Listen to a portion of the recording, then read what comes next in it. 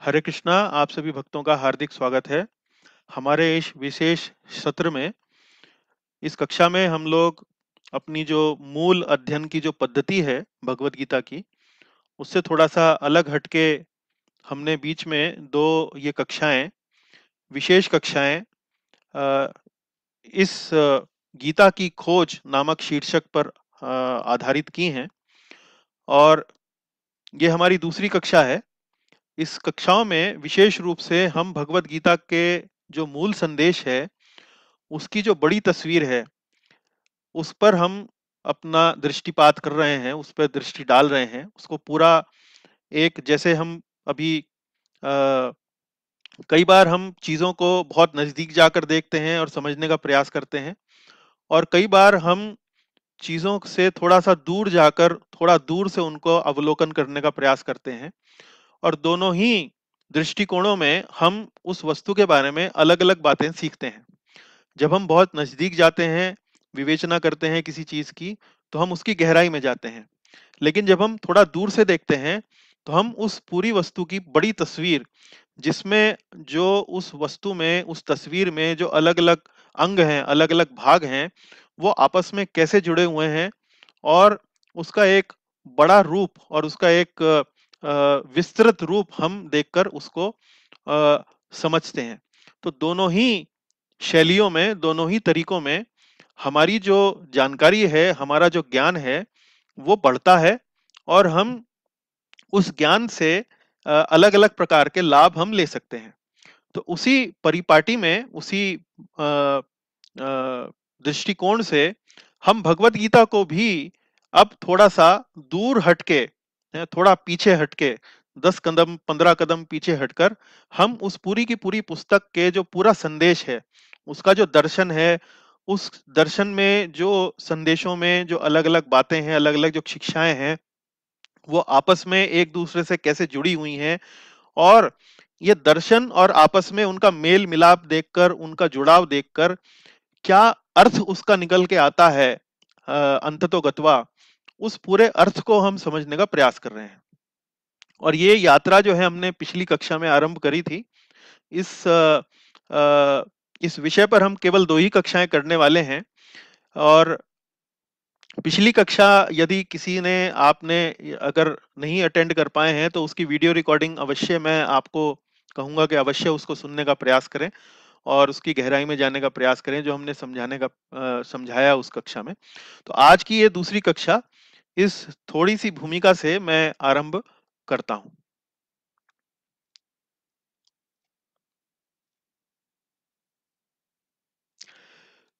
तो कक्षा का शुभारंभ हम हर बार की तरह मंगलाचरण प्रार्थनाओं से करते हैं।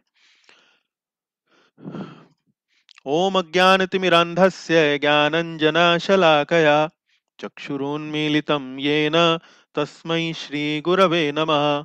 श्रीचैतन्यमनोभीष्टं स्थापितं येन भूतले स्वयं रूपः कदा मह्यं ददाति स्वपदान्तिकम्।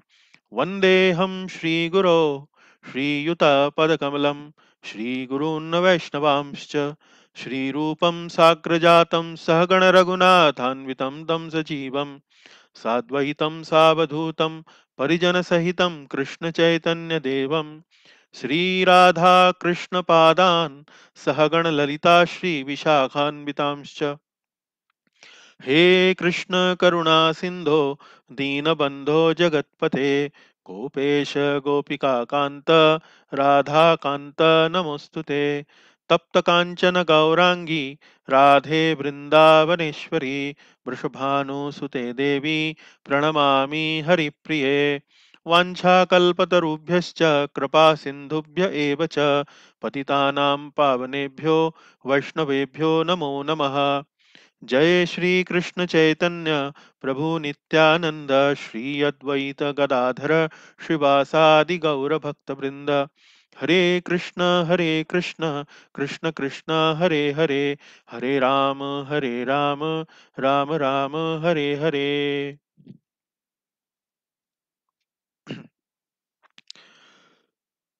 तो हम अपना सत्र आरंभ करते हैं हमेशा की तरह, एक बार पुनः स्मरण के साथ पिछली कक्षा का। थोड़ा सा भूमिका मैंने अभी थोड़ा आरंभ में आपको दे चुका हूं, पर एक बार सिलसिलेवार तरीके से एक एक बुलेट पॉइंट लेकर पिछली कक्षा में हमने क्या अध्ययन किया उस पर थोड़ा सा प्रकाश डालते हैं। तो जैसे मैंने आरंभ में आपको बताया कि हम इसमें भगवत गीता का एक प्रकार से दूर से हटकर, थोड़ा एक दूरी बनाकर, उसके पूरे के पूरे संदेश की संरचना को, उसके दर्शन को और उसके अर्थ को समझने का एक प्रयास कर रहे हैं। और इस बात को समझाने के लिए हमने आपको पिछली बार बताया था कि एक पुस्तक है अंग्रेजी में लिखी हुई, जिसका नाम है exploring the Bhagavad Gita philosophy structure and meaning. ये एक इजरायली विद्वान है हमारे संस्था इस्कॉन में, डॉक्टर इथमर थियोडोर, उनका दीक्षित नाम है ईश्वर कृष्ण प्रभु, और एक ये प्रोफेसर हैं और उन्होंने ये पुस्तक लिखी है। इसी पुस्तक में उन्होंने एक विद्वान भगवत गीता के ही, जिनका नाम क्लॉस्टर मायर करके है, उसका उन्होंने एक कथन का उन्होंने उद्धरण किया है, उसको कोट किया है अपनी पुस्तक में। और हमने अपना पिछला सत्र, पिछली कक्षा इन्हीं विद्वानों के कथन से आरंभ करी, और उन्होंने जो अपनी बात कही है उसमें विशेष रूप से दो बातें उन्होंने प्रमुखता हमारे सामने रखी हैं।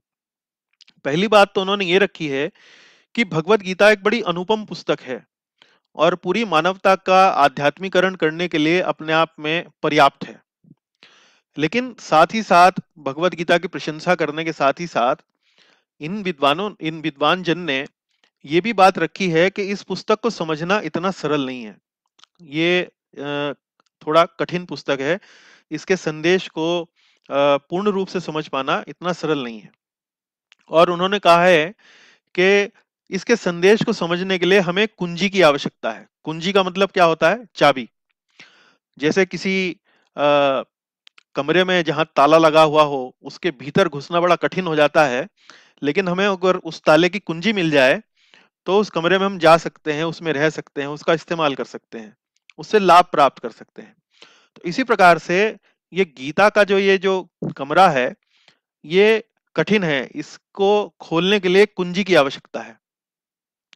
तो ये जो विद्वान है, इन्होंने अपने कथन में इस बात की आवश्यकता पर बल दिया है कि इसको समझने के लिए कोई ना कोई हमें एक टेक्निक चाहिए, कोई ना कोई तरीका चाहिए।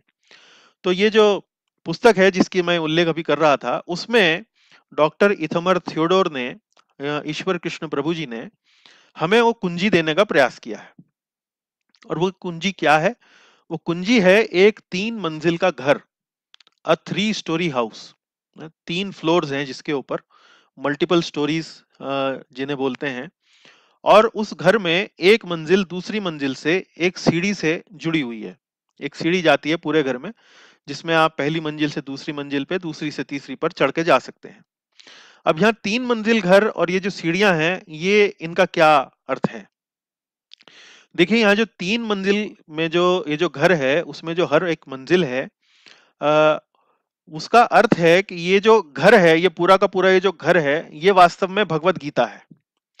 और इस भगवत गीता में जो संदेश हैं, भगवत गीता में जो ज्ञान है, उसको आप 3 श्रेणियों में बांट सकते हैं, है ना? तो ये 3 श्रेणियां, 3 मंजिलें हैं। पहली मंजिल पहली श्रेणी, दूसरी मंजिल दूसरी श्रेणी, तीसरी मंजिल तीसरी श्रेणी। और इन हर मंजिल का नाम है, एक एक नाम है। तो पहली मंजिल का नाम क्या है? मानवतावादी। दूसरी मंजिल का नाम क्या है? आध्यात्मवादी।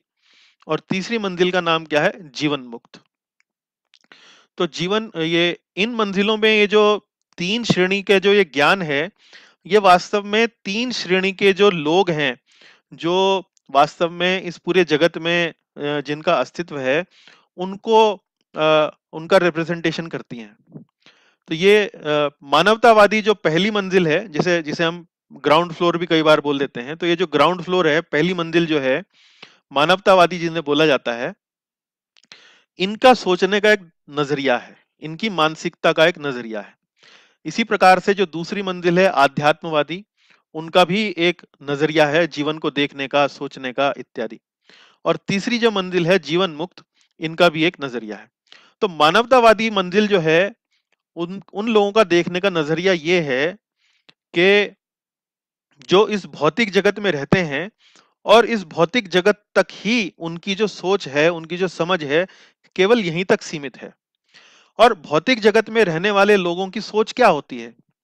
उनकी सोच होती है कि भाई मेरा घर परिवार है, मेरा काम धंधा है, वो सुचारू रूप से चलता रहे। मेरे काम धंधे में बढ़ोतरी हो, प्रगति हो, तरक्की हो।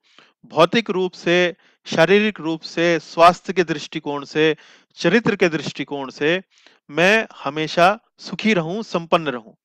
भौतिक दृष्टिकोण से मेरे पास एक अच्छा घर हो, खाने पीने के लिए खाना हो, धन धन संपत्ति हो, है। स्वास्थ्य के दृष्टिकोण से अच्छा स्वास्थ्य हो, निरोगी रहूं। और चरित्र के दृष्टिकोण से भाई मैं बहुत लफड़ा नहीं चाहता हूं इस दुनिया में। मैं जिन लोगों के साथ रहूं वो चरित्रवान हो, शरीफ हो, नियम कानून के मानने वाले हों, ऑनेस्ट हों, ईमानदार हों। ये दृष्टिकोण मानवतावादी लोगों का रहता है।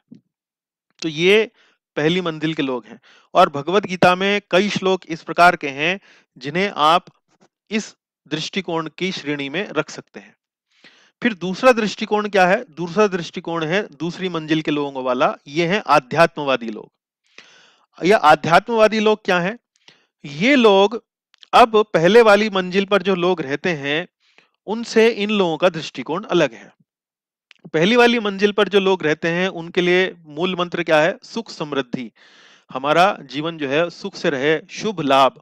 शुभ लाभ जैसे आप परिवारों में घरों के आगे लगा देते हैं ना, शुभ लाभ। हमारा हमारा जीवन में लाभ ही लाभ मिलता रहे और वो शुभ हो, पवित्र हो। लेकिन ये जो दूसरी मंजिल वाले लोग हैं, ये अब भौतिक जगत में बहुत ज्यादा रुचि नहीं है इनकी। ये सोचते हैं कि हम भौतिक जगत के परे भी जो एक आध्यात्मिक जगत है, जो एक भगवान का जगत है, हमें वहां पर जाना है। और भौतिक जगत को देखने के प्रति इन लोगों का दृष्टिकोण ये रहता है कि ये तो नश्वर है। यहाँ पर जन्म, मृत्यु, जरा, व्याधि है, birth, death, old age and disease, इनका चक्र जो है वो चलता रहता है। हम लोग शरीर नहीं है, हम लोग शाश्वत आत्माएं हैं। शरीर नाश हो जाता है, आत्मा का नाश नहीं होता है। और चूंकि आत्मा का नाश नहीं होता है और ये आत्मा वास्तव में, इसका वास्तविक जो स्थान है, वास्तविक जो घर है वो है परलोक। और हमें वास्तव में अपने वास्तविक घर परलोक जाने का हमें प्रयास करना चाहिए। तो ये जो दृष्टिकोण है आध्यात्मवादी लोगों का, ये दूसरी मंजिल पर जो लोग हैं उनका दृष्टिकोण है। इन लोगों की सोच और जो इस दुनिया में जो रहने वाले जो पहली फ्लोर पे जो लोग हैं उनकी सोच में अंतर है काफी। ये लोग जो दूसरे फ्लोर पे रह रहे हैं, ये पहली फ्लोर को छोड़ के दूसरी फ्लोर पर इसलिए आए हैं क्योंकि ये वास्तव में भौतिक जगत को पार करना चाहते हैं, भौतिक जगत को लांघ कर वो परलोक जाने में इंटरेस्टेड है। और जो पहली मंजिल पर लोग हैं वो मात्र पहली मंजिल पर ही विचरण करना चाहते हैं, यहाँ पर सुख से रहना चाहते हैं। तो ऐसे लोग जो हैं वो जन्म, मृत्यु, जरा, व्याधि के चक्र में लगे रहते हैं, पड़े रहते हैं। और तीसरी मंजिल पर कौन है? तीसरी मंजिल पर वो लोग हैं जो दूसरी मंजिल पर थे, लेकिन अब उन्होंने दूसरी मंजिल पर अपना सफर पूरा कर लिया है और वो पूर्ण रूप से शुद्ध हो चुके हैं। और अब वो भौतिक जगत छोड़कर आध्यात्मिक जगत जाने के लिए अब वो पूर्ण रूप से, उनकी जो चेतना है वो तैयार हो चुकी है। तो भगवत गीता में जो संदेश है, भगवत गीता के अंदर जो जितने भी श्लोक आप देखते हैं, भगवान श्री कृष्ण जो अर्जुन को बोलते हैं, वो इन्हीं अलग अलग तीन मंजिलों पर उनको आप लोकेट कर सकते हैं, उन्हें आप वहां पर रख सकते हैं। तो भगवत गीता के संदेश का जो ये मैं आपको कह रहा था कि जब हम दूर से खड़े होकर इस पूरे घर को देखते हैं, भगवत गीता नामक घर को, तो इसमें संदेश के ये तीन स्तर दिखाई देते हैं। और जब हम इसका अध्ययन करते हैं तो आसानी से, सरलता से हम इनका आकलन कर सकते हैं कि अब भगवान जो ये संदेश दे रहे हैं वास्तव में किस स्तर पर दे रहे हैं। तो कई बार आप जब भगवत गीता पढ़ेंगे तो आपको ये अनुभव होगा या एहसास होगा कि ये जो श्लोक है ये पिछले वाले श्लोक से भिन्न है, ये अलग बात बोल रहा है, इनमें आपस में टकराव है। ये एक बात बोल रहा है और ये जो श्लोक अभी भगवान ने बोला है ये पिछली बार जो उस अध्याय में जो श्लोक था उससे अलग है। यहाँ तक कि आप ये भी सोच सकते हैं कि ये श्लोक उस श्लोक से उनका मतभेद है, मतलब आपस में जो संदेश है उनमें भेद है। तो इस प्रकार से हम इन तीन मंजिलों को समझ सकते हैं। लेकिन वास्तव में कोई मतभेद नहीं है, ये अलग अलग स्तर पर दिया गया भगवान का संदेश है। फिर हमने सीढ़ियों की उपमा समझी। सीढ़ियों की उपमा से माध्यम से हम ये जानना चाह रहे हैं कि इन मंजिलों में हम पहली मंजिल से दूसरी मंजिल पर कैसे पहुंचे। जैसे कि एक घर के अंदर एक फ्लोर से दूसरी फ्लोर पर हम सीढ़ियों के सहायता से चढ़ते हैं, तो ये सीढ़ियां जो हैं वो साधन हैं, वो माध्यम है जिनके द्वारा हम इन एक मंजिल से दूसरी मंजिल पर, दूसरी मंजिल से तीसरी मंजिल पर जा सकते हैं और अपनी चेतना को, अपने आप को ऊपर उठा सकते हैं। तो ये सीढ़ियां क्या हैं? ये अलग अलग योग पद्धतियां हैं, जैसे कर्म योग, ज्ञान योग, ध्यान योग और भक्ति योग। तो अलग अलग सीढ़ियां ये जो हैं, ये जो सीढ़ियां हैं, ये वास्तव में योग पद्धति को यहाँ पर सूचित करती हैं। तो हम इनमें से एक योग पद्धति को अगर लेते हैं तो हम अपनी चेतना को ऊपर उठा सकते हैं और एक मंजिल से दूसरी मंजिल पर हम पहुंच सकते हैं। और फिर अंत में हमने पिछली कक्षा में गीता की इन्हीं उपमाओं का उपयोग करते हुए, कौन सी दो उपमाएं, एक तो घर की उपमा और घर में उपस्थित जो सीढ़ियां हैं उनकी उपमा, इन्हीं उपमाओं का उपयोग करते हुए हमने श्लोक संख्या 33 से लेकर 40 तक, अध्याय 2 के 33 से लेकर 40 तक उनका थोड़ा सा विश्लेषण किया। तो आप में से जो भक्त उन कक्षा में थे, उनके लिए तो ये लाभदायक रहा ही होगा, मैं समझता हूं। लेकिन किसी वजह से जो भक्त उस कक्षा को नहीं अटेंड कर पाए, तो उसकी वीडियो रिकॉर्डिंग अवेलेबल है, उसको लिंक को आप क्लिक करके आप उस रिकॉर्डिंग को आप देख सकते हैं। उसी कक्षा की ये जो स्लाइड है जिनमें 3 मंजिलें दिखाई गई हैं, मैंने थोड़ा सा चित्र की सहायता लेते हुए कि भाई घर को दिखाया है पृष्ठभूमि में, और उसकी एक एक मंजिल को अलग अलग तरीके से मैंने यहाँ पर चिन्हित किया है, जिससे आपको समझने में थोड़ा सहूलियत हो। तो पहली मंजिल जो है वो मानवतावादी, दूसरी आध्यात्मवादी और तीसरी जीवन मुक्त इस चित्र में दिखाया गया है। और इस स्लाइड में हम क्या दिखा रहे हैं? इस स्लाइड में हम दिखा रहे हैं वो जो योग की जो सीढ़ी है, जिसका मैंने अभी अभी उल्लेख किया आपके समक्ष। गीता में जो योग की सीढ़ी है उसके अलग अलग भाग मैंने यहाँ दिखाए हैं। तो पहली मंजिल पर योग की सीढ़ी कौन सी है? जैसे सामान्य सुख समृद्धि, फिर धार्मिक सुख समृद्धि। धार्मिक सुख समृद्धि क्या है? कि धार्मिक क्रियाकलाप करके हम लोग चाहते हैं कि हमारे जीवन में सुख संपत्ति मिले हमको, तो इसे धार्मिक सुख समृद्धि कहते हैं, जिसे हमने गीता में कर्म कांड के नाम से आपको पढ़ाया है। उसके बाद फिर कर्तव्य भावना से प्रेरित कर्म। तो ये सामान्य सुख समृद्धि और धार्मिक सुख समृद्धि, इसमें क्या बात है? इसमें वास्तव में जो व्यक्ति है, जो साधक है, वो सिर्फ अपना लाभ देख रहा है कि भाई मुझे अच्छी संपत्ति मिले, मुझे स्वस्थ रहने का अवसर मिले, इत्यादि इत्यादि। किंतु यहाँ पर जो तीसरी सीढ़ी है, यहाँ पर अब वो निष्काम भावना उसके अंदर आ गई है। तो यानी कि अब देखिए थोड़ा ऊपर उठ रहा है। निष्काम भावना से, कर्तव्य की भावना से कर्म करने की प्रेरणा यहाँ हो रही है। तो इसे हम यहाँ पर निष्काम कर्म कह सकते हैं। निष्काम कर्म। तो निष्काम कर्म, धार्मिक सुख समृद्धि और सामान्य सुख समृद्धि, ये पहली मंजिल के लोगों का एक तरीके से मानसिकता है। इसमें निष्काम कर्म जो है वो सबसे ऊपर है, पहली मंजिल में भी सबसे ऊपर ये सीढ़ी है। किंतु दूसरी मंजिल में यदि हम देखें तो कर्म फल ईश्वर को अर्पित करना।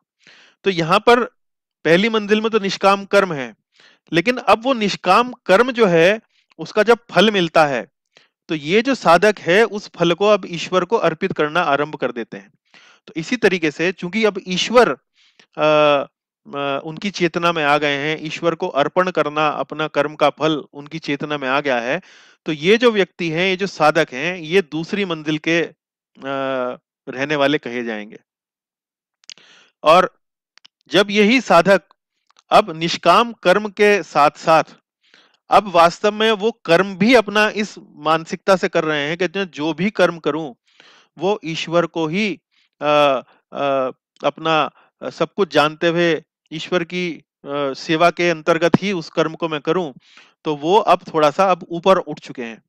ये जो कर्मयोग, ये जो थे कर्मफल ईश्वर को अर्पित करना, ये तो कर्मयोग कहलाएंगे।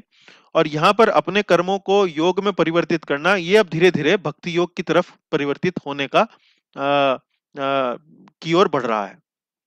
और फिर अंततः जब व्यक्ति का संपूर्ण जीवन भगवान की सेवा में ही लग्न हो जाता है, लिप्त हो जाता है, तो फिर अब वो तीसरी मंजिल का प्राणी बन जाता है, जिसमें अब व्यक्ति भगवान को 24 घंटा ध्यान रखता है, भगवान के लिए ही खाता है, भगवान के लिए ही सोता है, भगवान के लिए ही पीता है, भगवान के लिए ही जीता है। उसे बोलते हैं अनन्य भक्त। और ये वास्तव में शुद्ध भक्ति की अवस्था है, जिसे हम तीसरी मंजिल कहते हैं। ऐसी अवस्था प्राप्त करने के बाद सर्वाधिक संभावना है कि ऐसा साधक जो है, जब उसकी मृत्यु होती है, जब वो शरीर छोड़ता है, तो वो भगवत धाम ही जाता है, भगवान के चरण कमलों में ही अपना स्थान प्राप्त करता है। तो ये गीता में योग की सीढ़ी, और हमने आपको जो पिछला स्लाइड दिखाई थी उसमें 3 मंजिलें उनका हमने बताया था। तो आज हम इस चर्चा को पुनः एक बार आगे बढ़ाते हैं और भगवत गीता के संदेश को एक बार फिर इसी उपमा का आधार रखते हुए, इसी उपमा को अपने पृष्ठभूमि में रखते हुए एक बार फिर उसकी विवेचना करते हैं। तो इसका, इस सब विवेचना का लाभ ये होगा कि आप भगवत गीता का जो एक पूर्ण रूप है, जो एक बड़ी तस्वीर है, जो एक बड़ा चित्र है, पूर्ण चित्र है, वो आपके सामने स्पष्ट हो जाएगा। और पूर्ण चित्र स्पष्ट होने के बाद फिर हम उस चित्र के अलग अलग भागों में जाकर उसका अध्ययन करते हैं। तो हमारा जो अध्ययन है, हमारा जो ज्ञान है, वो वास्तव में बड़ा परिपक्व और वास्तव में बड़ा लाभदायक हमें, हमारे लिए, हमारे जीवन में वो साबित होगा। तो आज की विषय सूची के अंतर्गत हमने ये 5 विषय रखे हैं। अ, और इनमें से पहले जो 2 बुलेट पॉइंट हैं, वो वास्तव में जो पिछली कक्षा हुई थी उसमें जो 2 प्रश्न पूछे गए थे, उन पर आधारित हैं। तो पहला प्रश्न तो एक माताजी, तन्वी माताजी ने पूछा था। उन्होंने पूछा कि भाई, मानवतावादी लोग जो हैं, वास्तव में जगत में उनकी संख्या आध्यात्मवादी लोगों से अधिक क्यों है? तो हमने बताया था कि भाई, भगवान में, तो गीता में श्री कृष्ण ही उत्तर देते हैं इसका, कि भाई ये बड़ा स्वाभाविक है, आध्यात्मवादी जो हैं वो कम होती है उनकी संख्या, और मानवतावादी लोगों की संख्या अधिक होती है। हर कोई भगवान में रुचि ले इस जगत में, ऐसा संभव नहीं है, ऐसा होता नहीं है। तो हम थोड़ा सा उस श्लोक को देखेंगे जहां पर भगवान ने ये बात कही है। फिर एक प्रश्न ये कहा गया था कि भाई, इसमें जो आपने गीता में जो योग की सीढ़ी है, उसमें आपने कर्मयोग और भक्ति योग तो दिखाया है, लेकिन ज्ञान योग और ध्यान योग का क्या? वो कहां पर इस सीढ़ी में कहां फिट होते हैं? तो एक दो स्लाइड्स कुछ उस बात पर भी है, उस पर भी हम प्रकाश डालेंगे। और फिर एक बार फिर हम भगवत गीता के अध्याय 1 और अध्याय 2, और संभवतः कुछ श्लोक अध्याय 3 से भी, वहां पर हम पुनः उसी विषय की चर्चा करेंगे जहां पर हमने अध्याय 1 में विशेष रूप से अर्जुन का धर्म संकट बताया गया है, कि जहां अर्जुन युद्ध न करने के कारण बताते हैं। तो हम देखेंगे कि अर्जुन युद्ध के जो कारण नहीं, ना करने के जो कारण बताते हैं, वो कौन सी मंजिल के हैं, कौन सी फ्लोर के मानसिकता पर आधारित थे, वो थोड़ा विवेचना करेंगे। फिर चौथा बुलेट पॉइंट ये, कि जो अर्जुन ने ये जो कारण बताए हैं, और श्री कृष्ण अर्जुन के उन कारणों का, उन उन उनके जो धर्म संकट थे और युद्ध न करने के जो कारण थे, भगवान श्री कृष्ण जो है हर एक कारण का अलग अलग, बिल्कुल सिलसिलेवार ढंग से उत्तर देते हैं। तो हम देखेंगे कि भगवान श्री कृष्ण के जो उत्तर हैं, वो वास्तव में कौन से मंजिल पर आधारित हैं? पहली मंजिल पर आधारित हैं, कि दूसरे मंजिल पर आधारित हैं, कि तीसरी मंजिल पर आधारित हैं? उस तरीके से हम इस पूरे संवाद को, जो आरंभ के पहले 2 अध्यायों में होता है, उनको समझने का प्रयास करेंगे। और फिर हम इस बात पर चर्चा करेंगे कि कई बार लोग बाग आध्यात्म को भगवत गीता, रामायण, श्रीमद् भागवत इत्यादि जैसे जो शास्त्र हैं, उनको इस दृष्टिकोण से देखते हैं कि वास्तव में ये जो शास्त्र हैं, हमें इस संसार का तिरस्कार करने की प्रेरणा देते हैं, कि हम अपना काम धंधा छोड़ दें, हम अपना परिवार छोड़ दें, इत्यादि इत्यादि। तो हम इस 5वें बुलेट पॉइंट में भगवत गीता के कुछ श्लोकों के आधार पर यह समझने का प्रयास करेंगे, क्या वास्तव में भगवान श्री कृष्ण हमें मंजिल 1 पर जो लोग उपस्थित हैं, जिनकी मानसिकता है सुख समृद्धि, धन, वैभव, स्वास्थ्य, चरित्र इत्यादि, क्या ऐसे दृष्टिकोण का त्याग करने की हमें शिक्षा दे रहे हैं भगवत गीता में? और क्या उनकी शिक्षा कुछ और है? तो ये भी हम आज इस सत्र में थोड़ा सा चर्चा करेंगे, और अंत में हम एक सारांश छोटा सा प्रस्तुत करेंगे कि वास्तव में भगवत गीता की जो बड़ी तस्वीर है वो वास्तव में क्या है। तो चलिए, काफी काम करना है, तो अपनी ये कक्षा में अध्ययन आरंभ करते हैं। तो पहला, जैसे मैंने आपको बताया कि मानवतावादी लोगों की संख्या आध्यात्मवादियों से अधिक क्यों। तो ये प्रश्न पिछली बार नोएडा में रहने वाली तन्वी माता जी ने पूछा था। मैं आज भी उपस्थित हैं वो कक्षा में, मैं देख सकता हूं उनको। तो मैंने माता जी को पिछली बार भी उत्तर दिया था, पर आज मैं यहाँ श्लोक में स्पष्ट रूप से उनको दिखाना चाह रहा हूं। तो ये जो श्लोक है, ये वास्तव में 7वें अध्याय का तीसरा श्लोक है। यहाँ भगवान श्री कृष्ण अर्जुन को बोल रहे हैं, मनुष्याणाम सहस्रेषु कश्चित यदति सिद्धये यततामपि सिद्धानाम कश्चिन माम वेत्ति तत्वतः। तो पहली पंक्ति का अर्थ है मनुष्याणाम सहस्रेषु। सहस्र का मतलब है हजार, 1000। मनुष्याणाम मतलब मनुष्यों में, कई हजार मनुष्यों में, कश्चित यतति सिद्धये, कोई एक ही सिद्धि के लिए प्रयत्नशील होता है। कोई एक ही, हजारों मनुष्यों में कोई एक ही सिद्धि के लिए प्रयत्नशील होता है। और दूसरी पंक्ति में भगवान कहते हैं, यतताम अपि सिद्धानाम कश्चिन माम वेत्ति तत्वतः। फिर वो कहते हैं, और इस प्रकार से जो सिद्धि प्राप्त करने में जो इच्छुक हैं, ऐसे लोगों में कोई विरला ही वास्तव में मुझे जान पाता है। तो भगवान ने यहां स्पष्ट उत्तर दिया है भगवत गीता में कि देखो भाई, जो ये इतना बड़ा घर है भगवत गीता का, उसमें पहली मंजिल में जो संख्या है लोगों की, वो सबसे अधिक है। उससे कम संख्या जो है उन लोगों की है जो दूसरी मंजिल पर है, और सबसे कम संख्या जो है उन लोगों की है जो तीसरी मंजिल पर है। तो भगवान स्वयं ही बता रहे हैं कि भाई देखो, अलग अलग प्रकार के लोग हैं इस दुनिया के अंदर, और हर श्रेणी में सबसे अधिक जो है वो लोग हैं जो सुख समृद्धि चाहते हैं। उससे अधिक, उससे कम संख्या उनकी है जो वास्तव में इस जगत से निकलना चाहते हैं। और उन संख्या में, उन लोगों में जो इस जगत से निकलना चाहते हैं, वास्तव में जो निकलने वाले हैं, अब जो तैयार हो चुके हैं, निकलने की इच्छा जो उनकी थी कुछ समय पहले, अब वो पूरी होने वाली है। उन्होंने सिद्धि प्राप्त करने की ओर जो कदम बढ़ाया था कुछ समय पहले, अब वो सिद्धि प्राप्त करने वाले हैं, तो उनकी संख्या और भी कम है। तो ये 7वें अध्याय का तीसरा श्लोक है। आप जाकर अपने निजी समय में उसका तात्पर्य जब आप पढ़ेंगे, तो उसमें प्रभुपाद जी ने बताया है कि देखिए, इस जगत में है ईटिंग, स्लीपिंग, मीटिंग, डिफेंडिंग, खाओ पियो मौज करो, इस धारणा को रखने वाले लोग वास्तव में बहुत अधिक हैं। लेकिन बहुत ही कम लोग ऐसे होते हैं जो भगवत तत्व में, भगवत विज्ञान में रुचि लेते हैं। तो आप उसका तात्पर्य प्रभुपाद जी का पढ़ सकते हैं, या पढ़ सकते हैं, और उससे आपको इस श्लोक के बारे में अधिक जानकारी मिलेगी। अब हम दूसरे प्रश्न पर आते हैं, जो पिछली बार दूसरा प्रश्न उठाया गया था। वो मुझे ध्यान पड़ता है किरीट प्रभु जी ने उठाया था। वो भी हमारे साथ जुड़े हुए हैं, और उनका प्रश्न ये था कि प्रभु जी, आपने ये जो योग की सीढ़ी दिखाई है, उसमें कर्म योग और भक्ति योग का तो उल्लेख किया है, किंतु इसमें ज्ञान योग और ध्यान योग जो कि भगवत गीता में पढ़ाए गए हैं, बताए गए हैं, वो कहाँ पर इसमें देखने को मिलते हैं। तो मैंने यहाँ देखिए उसी चित्र के माध्यम से आपको यहाँ बताने का प्रयास किया है कि ज्ञान योग और ध्यान योग, ये इसमें दो अवस्थाएं होती हैं। पहली अवस्था तो ये होती है कि जब व्यक्ति ज्ञान योग और ध्यान योग करने का प्रयास करता है, तो ऐसा व्यक्ति जो है वो दूसरी मंजिल पर है, क्योंकि अभी वो पूर्ण रूप से सिद्ध नहीं हुआ है, पूर्ण रूप से परफेक्ट नहीं हुआ है, प्रैक्टिशनर है, साधक है ज्ञान योग का और ध्यान योग का।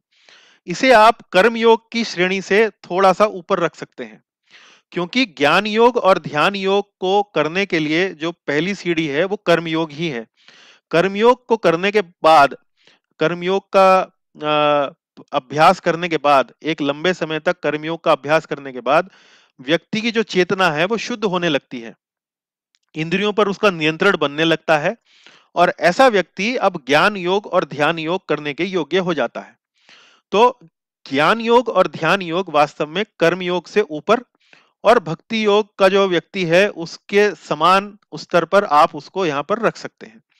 तो ये जो साधक हैं, जो अपने जीवन में भक्ति योग को अपना रहे हैं, कोई ज्ञान योग को अपना रहे हैं, कोई ध्यान योग को अपना रहे हैं, वास्तव में योग करते हैं अलग-अलग पद्धतियों से और अपनी चेतना को ऊपर उठाने का प्रयास करते हैं।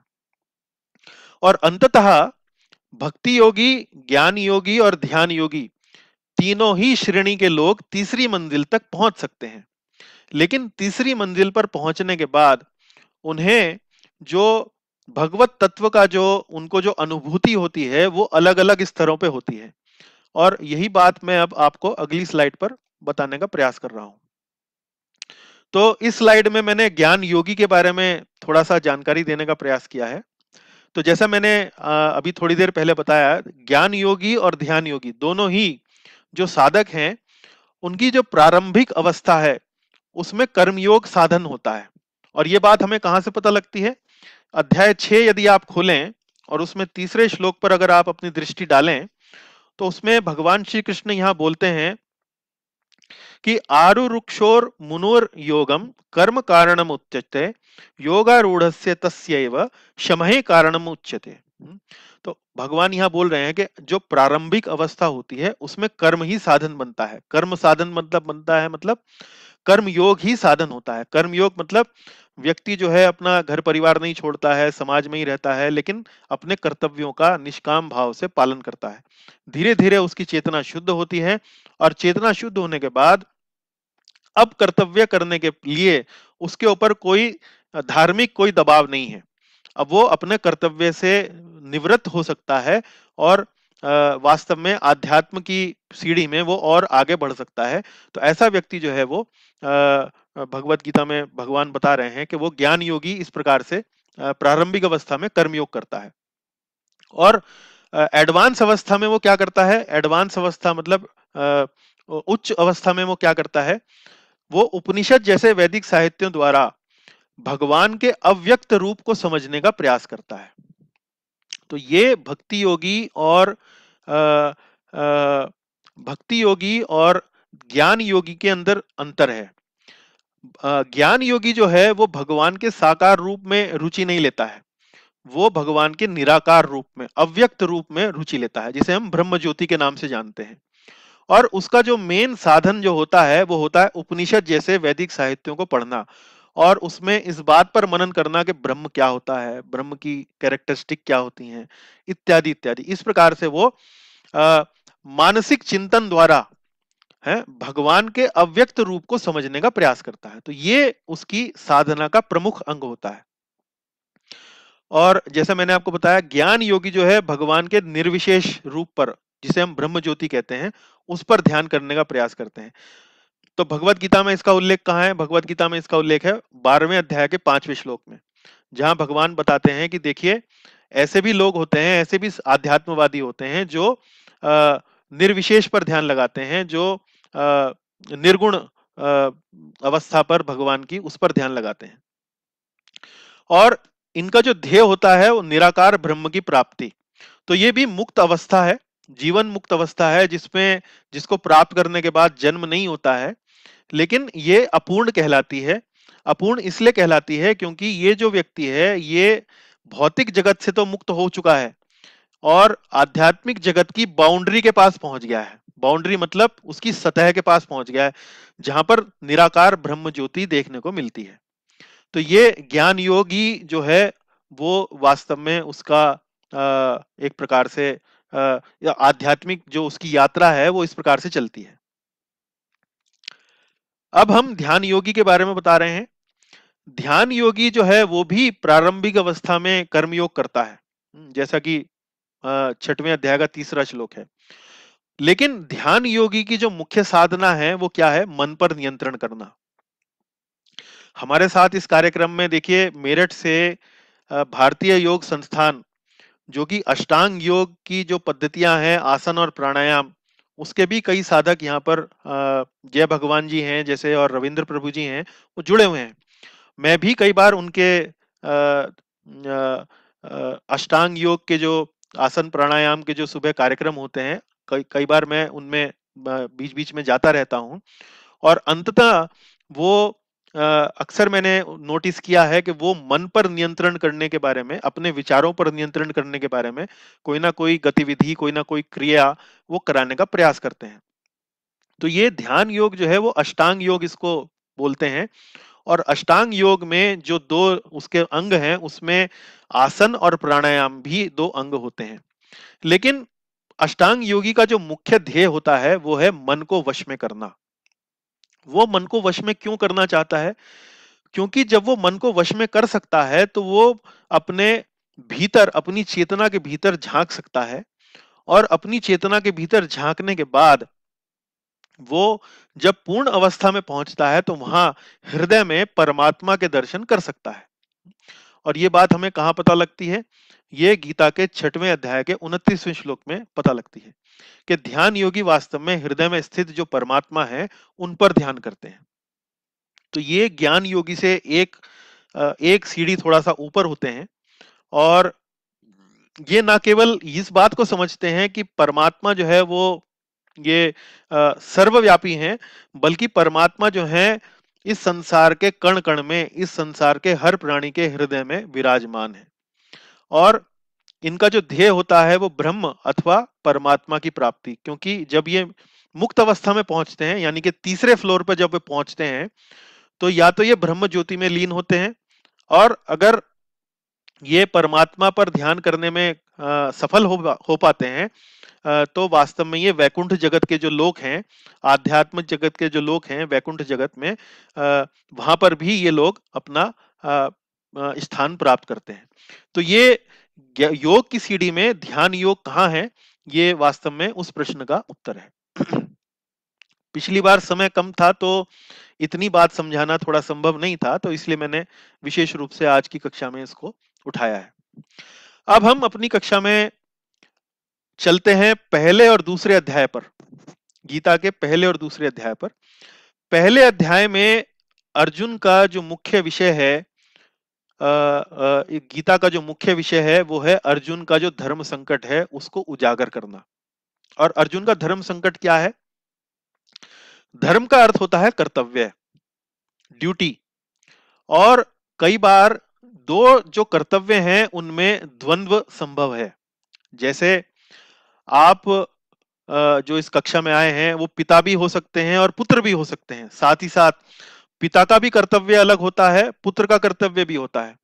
और कई बार जीवन में ऐसी घटनाएं हो जाती हैं, ऐसी परिस्थितियां बन जाती हैं कि पिता, आपके पिता होने का जो कर्तव्य है और आपका जो पुत्र होने का कर्तव्य है उसमें क्लैश, उसमें टकराव की स्थिति बन जाती है। तो ऐसे ही अर्जुन के जीवन में भी दो कर्तव्य थे विशेष रूप से। पहला कर्तव्य था कि वो एक परिवार का सदस्य था, तो उसका एक कुल के प्रति, अपने परिवार के प्रति कर्तव्य था, जिसे कुल धर्म कहते हैं। और दूसरा, वो एक सामाजिक रूप से वो एक क्षत्रिय था, एक सैनिक था, और सैनिक के रूप में भी उसका कर्तव्य था। तो महाभारत के युद्ध में परिस्थिति कुछ ऐसी बनी कि सैनिक के रूप में और एक परिवार के सदस्य के रूप में इन कर्तव्यों में, इन दोनों धर्मों में टकराव की स्थिति पैदा हो गई। वो टकराव की स्थिति क्या थी कि परिवार का सदस्य होने के नाते उसका कर्तव्य था अपने बुजुर्गों का सम्मान करना, अपने प्रियजनों के साथ प्रेम का, स्नेह का व्यवहार करना। और क्षत्रिय के रूप में उसका कर्तव्य था, सैनिक के रूप में उसका कर्तव्य था समाज को सुरक्षा प्रदान करना। महाभारत के युद्ध में परिस्थिति ये हो गई कि अब जो उसके शत्रु थे, जिनसे उन्हें समाज को सुरक्षा प्रदान करनी थी, वो वास्तव में उसके परिवार के ही सदस्य निकले। भीष्म पितामह, द्रोणाचार्य, इत्यादि इत्यादि। तो अब उसके सामने जब ये दो धर्म संकटों पैदा हुए, जो ये धर्मों के बीच में जो टकराव, द्वंद्व की स्थिति जो पैदा हुई, उसके कारण से वो भ्रमित हो जाता है, अपना मार्ग भटक जाता है। और ऐसे में भगवान श्री कृष्ण को वो अलग अलग प्रकार के कारण बताता है। हमारा उद्देश्य इस कक्षा में ये है कि वो जो कारण बता रहे हैं अर्जुन, उन कारणों का वर्गीकरण करना। वर्गीकरण कैसे? कि वो कारण जो अर्जुन ने बताया वो कौन सी मंजिल पर स्थित हैं। भगवत गीता का जो हमने अभी उपमा दी, पहली मंजिल, दूसरी मंजिल, तीसरी मंजिल, अर्जुन जो कारण बता रहे हैं वास्तव में किस मंजिल पर टिकते हैं, किस मंजिल पर हम उन्हें टिका सकते हैं। तो मूलतः अर्जुन ने युद्ध न करने के 4 प्रमुख कारण बताए। उनमें सबसे पहला कारण क्या था? उनमें सबसे पहला कारण था अपने मित्रों और संबंधियों के प्रति दया का भाव, कि ये तो मेरे प्रेम की वस्तु हैं, ये तो मेरे स्नेह की, आदर की वस्तु हैं, ये तो आदर के पात्र हैं, इन पर शस्त्र कैसे उठाऊं? हम्म, और ऐसे में 28वां, 29वां और 30वां श्लोक वो बोलता है। वो श्लोक क्या बोलता है? वो कहता है 28वें श्लोक में कि भाई मेरे जो अंग प्रत्यंग हैं, मेरे हाथ पैर कांप रहे हैं, मेरा पूरा शरीर कांप रहा है, मेरा जो गांडीव धनुष है वो मेरे हाथ से खिसका जा रहा है। मैं खड़ा नहीं हो पा रहा हूं, मेरा सिर चकरा रहा है, मैं केवल दुर्भाग्य ही दुर्भाग्य यहां पर देख रहा हूं। तो ये जो कारण बता रहे हैं अर्जुन, ये वास्तव में ऐसे व्यक्ति की परिस्थिति है जो पहली मंजिल पर स्थित है। क्योंकि पहली मंजिल पर स्थित व्यक्ति की जो मानसिकता होती है वो होती है सुख और समृद्धि प्राप्त करने की। और जब वो व्यक्ति देखता है कि उसके हाथ से सुख समृद्धि छूटती है, अच्छा स्वास्थ्य छूटता है, कहीं वो दुष्चरित्र लोगों के बीच में फंस जाता है, तो ऐसा व्यक्ति, उसके जो शरीर में, उसके जो मन में जो भावनाएं उत्पन्न होती हैं, वो बिल्कुल वही भावनाएं होती हैं जिनका विवरण अर्जुन यहाँ पर अब 28वें 29वें और श्लोक में दे रहा है। तो अर्जुन का ये जो कारण है कि मित्रों और संबंधियों के प्रति दया का भाव, करुणा का भाव, ये वास्तव में जो है वो मंजिल एक, पहली मंजिल से जुड़ा हुआ उसका कारण है। जहां पर सुख समृद्धि पर यदि आंच आए तो व्यक्ति जो है वो बौखला जाता है, व्यक्ति जो है वो मोहित हो जाता है। इसी प्रकार से दूसरा कारण अर्जुन ने जो दिया वो क्या था? अर्जुन ने कहा कि देखिए, हे केशव, हे गोपाल, अगर मैं विजयी हो भी गया अपने संबंधियों को मारने के बाद, उनकी हत्या करने के बाद, तो मुझे कोई आनंद नहीं मिलने वाला है। जब भी हम कोई सुख भोगते हैं, तो यदि हम अपने सगे संबंधियों के साथ वो सुख भोगें, तो वास्तव में हम आनंद की प्राप्ति करते हैं। लेकिन ऐसे आनंद का, ऐसे सुख का क्या आनंद जो अपनों की ही हत्या करने के बाद मुझे मिले? तो देखिए, ये भी जो कारण है अर्जुन का, ये उस व्यक्ति का कारण है जो पहली मंजिल पर स्थित है, जो अपने संबंधियों की हत्या अगर हो जाए, कोई नुकसान उसको हो जाए, तो वो विचलित होने लगता है और आनंद नहीं उसको मिलता है। तो यही अर्जुन ने आर्गुमेंट जो दिया यहाँ पर, जो कारण बताया, ये पहली मंजिल पर स्थित है। तीसरा कारण क्या बताते हैं? तीसरा कारण वो बता रहे हैं कि यदि मैं अपने सगे संबंधियों को मारूंगा जो कि मेरे आदर के पात्र हैं, तो मुझे पाप लगेगा। पाप, पाप और पुण्य का जो विश्लेषण है वो कौन व्यक्ति करता है? पाप और पुण्य का विश्लेषण वो व्यक्ति करता है जो अपने अगले जीवन से अगले जीवन के बारे में सोचता हो। अगला जीवन आवश्यक नहीं है कि वो आध्यात्मिक जगत में ही हो। अगला जीवन जो है वो ऐसे लोकों में भी हो सकता है जो धरती से ऊंचे स्तर पर हैं या धरती से नीचे स्तर पर हैं, जिसे हम नर्क और स्वर्ग के रूप में जानते हैं। तो यहाँ अर्जुन 36वें, 37वें, 28वें श्लोक में वो ये कहता है कि भाई यदि मैंने इनका हत्या करी तो मुझे पाप लगेगा। तो यहाँ भी वो वास्तव में अपने धार्मिक सुख समृद्धि के बारे में सोच रहा है कि भाई मैं ऐसा काम ना करूं कि मेरा जो अगला जीवन है वो नरक में जाए, या मैं स्वर्ग ना जा सकूं, इस प्रकार से। तो ये भी जो कारण वो बता रहे हैं वो पहली मंजिल से ही जुड़ा हुआ कारण है, जहां पर धार्मिक सुख समृद्धि की बात आती है, जहां पर पाप और पुण्य की बात आती है। चौथा कारण, चौथा कारण अब अर्जुन देते हैं, पारिवारिक परंपराएं नष्ट हो जाएंगी। पारिवारिक परंपराएं नष्ट हो जाएंगी कैसे? यदि इस युद्ध में जो बुजुर्ग लोग हैं, समाज में जो बड़े लोग हैं, यदि वो मर गए, उनकी मृत्यु हो गई, तो जो परिवार है, परिवारों में जो परंपराएं चलती हैं, धार्मिक रीति रिवाज जो चलते हैं, वो घर के बड़े बुजुर्ग ही चलाते हैं। और जब घर के बड़े बुजुर्ग चले जाएंगे, परंपराएं नष्ट होने लगेंगी, तो कुल की जो स्त्रियां हैं वो दूषित होने लगेंगी। समाज के जो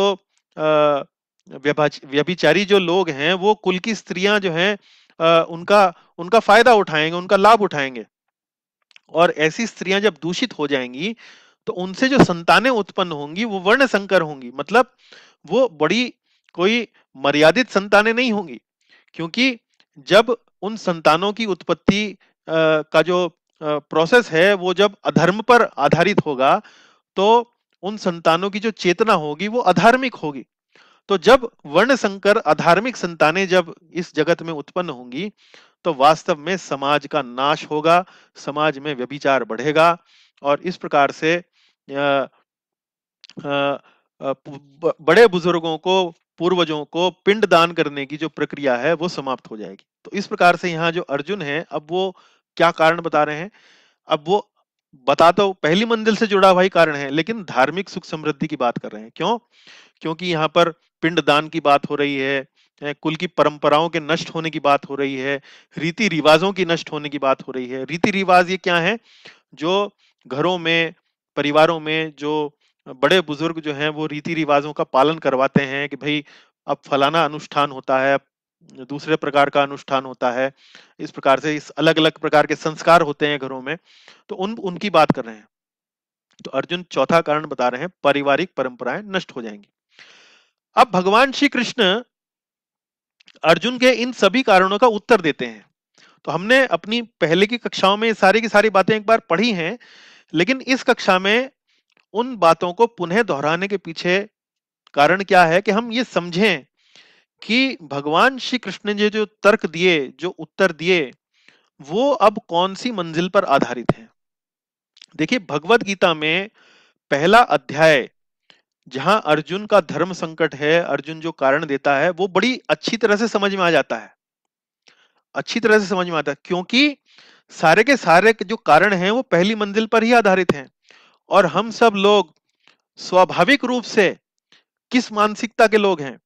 हम सभी लोग स्वाभाविक रूप से पहली मंजिल पर रहने वाले लोग हैं। तो इसलिए गीता का पहला अध्याय तक स्टोरी बिल्कुल ठीक ठाक समझ में आती है। लेकिन समस्या कहां शुरू होती है? समस्या शुरू होती है अध्याय 2 से, जहां भगवान श्री कृष्ण अर्जुन के इन्हीं सभी तर्कों का उत्तर देना आरंभ करते हैं। अर्जुन के पहले तर्क का उत्तर भगवान श्री कृष्ण देते हैं गीता के दूसरे अध्याय के 11वें से लेकर 30वें श्लोक तक। और 11वां से लेकर 30वें श्लोक तक भगवान श्री कृष्ण का उत्तर क्या है? भगवान श्री कृष्ण का मूलतः उत्तर है, तुम शरीर नहीं हो, तुम आत्मा हो। अब ये बात सिर चकराने वाली है कि अर्जुन जो बोल रहा है वो तो सगे संबंधियों के बारे में बात कर रहा है, वो मर जाएंगे, मुझे पाप लगेगा, परंपराएं नष्ट हो जाएंगी। और भगवान श्री कृष्ण यहाँ क्या जवाब दे रहे हैं?